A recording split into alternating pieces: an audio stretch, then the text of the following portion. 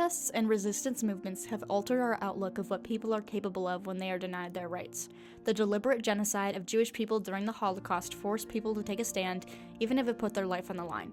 Some were empowered to take arms and fight, while others built an underground revolution. Hidden behind the infamous stories of resistance during the Holocaust are women with motives to wipe out the Nazis that pushed for the extinction of Jewish people. These dynamic, strong women didn't plan this path, but through inspiring family members and mentors, they were drawn to lead this way. At 12 years old in 1932, Sophie Scholl was living in Germany. Attempting to fit in with the other girls of her age group, Sophie joined a Hitler Youth group, the League of German Girls. Sophie's father, Robert, a liberal politician, hated Hitler and influenced her to sway her opinion. Little did Sophie know her father's persuasion would slowly change her outlook of the Nazis, inspire her to preach the opposition to fascism, and lead to her death a decade later. By 1939, when Hitler had invaded Poland, Sophie had changed her views on the Nazis completely. In 1932, across the border in France, lived 19-year-old Charlotte Delbo, a young theater enthusiast and activist in the French Young Communist Women's League. Although Charlotte was later given the opportunity to live her dream working at a theater in Buenos Aires with Louis Jouvet, she dropped everything and traveled back to France after hearing about the Nazi occupation, causing a stir with the continuous executions of resistors and Jewish people. Above France and Holland, the Oversteegen sisters Freddie and Truus were following their family's footsteps of leadership during the resistance. From a young age, Truus and Freddie have memories of hiding Jews and refugees in their home through the communist-led International Red Aid, in an attempt to keep them safe from the Nazis. Although the sisters grew up with rivalry, they ended up working together in a sequence of anti-war actions, some of which would be deadly. Far to the south in Chalkis, Greece, Sarah Fortis, a young Jewish woman, lived with her mom and sister. At 14, Sarah started working as a nurse, tending to wounded soldiers from the Albanian front. This leadership mentality would lead her to take up arms and guide a group of girls to train and actively fight for this resistance after being pushed into hiding in the mountains. Sophie Scholl had trouble with authorities even before being executed. At just 16 years old, the Gestapo had found out that her brother was part of an anti-Hitler group. She was arrested as well as the rest of her family members. Sophie made it known before even creating the White Rose group that she had distaste against the war. In a letter to her boyfriend Fritz, she wrote, "I can't understand how some people continuously risk other people's lives. I will never understand it. I think it's terrible. Don't tell me it's for the fatherland." She was mentioning this in regards to the war, how selfish she thought it was to mindlessly kill people. Before enrolling in college, Sophie realized that maybe she needed to change her political status and joined a national labor service for 6 months. In 1942, Sophie started to attend Munich University in Germany. After meeting other students with similar anti-war interests, the White Rose Group was created as an underground news source of opinions on the war.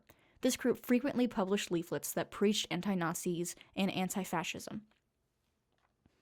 In an attempt to spread the word of the leaflets that Sophie, her brother, and their friends had created, Sophie and Hans scoured their college campus to find people to inform of their insightful but also unknown news series. While this may have given them the recognition they wanted, it also gives Sophie a time and place to be executed for evading the Nazis. The janitor of the college had busted Sophie and Hans in the middle of handing out their leaflets. Before she died, Sophie said, "How can we expect righteousness to prevail when there is hardly anyone willing to give up himself individually to a righteous cause? Such a fine, sunny day, and I have to go. But what does my death matter, if through us, thousands of people are awakened and stirred to action?" Sophie voiced how distraught she was by the fact that people can't just stand up for what is right anymore.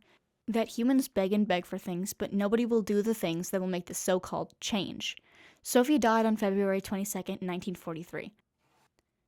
She was only 22, but was executed by guillotine for stating her opinion on inhumane treatment of Jewish people she simply did not approve of. "I must go home," she told Jouvet. "I can't stand being safe while others are guillotined. I won't be able to look anyone in the eye," says Charlotte Delbo after finding out about the Nazi occupation overtaking Paris. Charlotte was not going to sit back and watch her home emerge in flame and horror. In 1940, she was willing to leave her dream job of working at a theater in Buenos Aires just to help Paris. When returning home, Charlotte joined her husband, George, in the resistance. Like Sophie, they printed and distributed underground pamphlets, the French letters. On March 2, 1942, they were also arrested. Charlotte spent 11 months in French prison before being transferred to Auschwitz on January 24, 1943. While in Auschwitz, Charlotte frequently wrote letters to her younger sister, Cher Odette.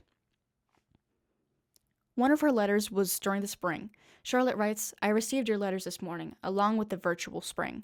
For regarding the real spring, I never see it from here. Fragrance does not pass our walls." Although Charlotte went through a tedious and lengthy time in this absolutely horrific concentration camp, she survived and even wrote a book about it, Auschwitz and After, which recounts Charlotte's 2 years in Auschwitz. Charlotte wasn't even Jewish, just a lady who wanted to push for the rights and safety of Jewish people. From a young age, the Oversteegen sisters, Freddie and Truce, were wants to stand up for what is right. Along with their mother, they distributed the underground pamphlet, The Faith, and plastered walls with posters. Freddie noted in an interview, "We also glued warnings across German posters in the street, calling men to work in Germany. And then we'd hurry off on our bikes." In 1941, the girls were only 14 and 16, but were recruited into the Haarlem Council of Resistance by the local Dutch militant commander, Frans de Wiel.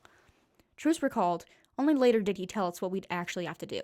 Sabotage bridges and railway lines. We told him we'd like to do that. These girls went on to do much more severe acts of vandalism, including killing Nazis." The Oversteegen sisters, along with their friend, Hannie Schaaf, started using clever sources of trickery to covertly bring the Nazis to the woods, trap them, and then assassinate them. They were also known to coordinate drive-by shootings on bike. Freddie and Truce would go to bars and have conversations with the Nazis, seduce them, and bring them to the forest while they foolishly waited for something more to happen. Little did these Nazis know, they would soon be shot dead, ambushed by the men in the council. In a 2015 interview with Truce Oversteegen, she recalls what started the spark in her brain to start these tactics of luring the Nazis just to brutally murder them.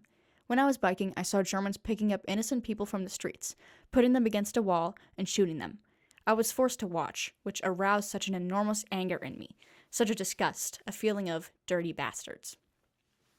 When Freddie spoke of the brutal acts she orchestrated, were no terrorists. The real act of terror was the kidnapping and execution of innocent people after the resistance acted. Although the sisters survived the war, Hannie, with her distinctive red hair, was easily noticeable and was identified, arrested, and executed on April 17, 1945, just weeks before the war ended. In 1941, Jewish people in Greece started being deported. At age 17, Sarah escaped by mule into the mountains of Greece, ending up at the resistance command post in Stenai. From there, she helped form a women's unit, became its captain, and enlisted women that created a squad of 13 fighters. This team would help to strategically sabotage Nazis by burning their homes, killing them, and other forms of vandalism.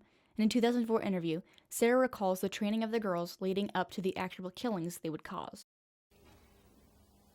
נשק גדול לא נתנו לנו, רק אקדח. הם כל יום שלימדו אותי דבר, אני לימדתי אותם, גם אני לא ידעתי. אבל התפיסה שלי היא אחרת, והתפיסה שלהם, קודם כל היו בהתחלה צוחקות. מה אנחנו נחזיק את זה וזה? היית צריך לראות אותם אחרי חודש, כמו בחורות אחרות לגמרי. הם לקחו את העניין יותר ממני. The bond and strength that Sarah formed between these girls showed that despite the hardships they were able to persevere, even only after training for a month. Sarah and the girls found ways to bring the Nazis to spots where they wanted them. They would drag them to a target by bombing the main target with Molotov cocktails. This gave the men no other place to go but where the women were. After meeting the women there, they would be killed with pistols. All of these women, no matter how they participated in the resistance, had one thing in common.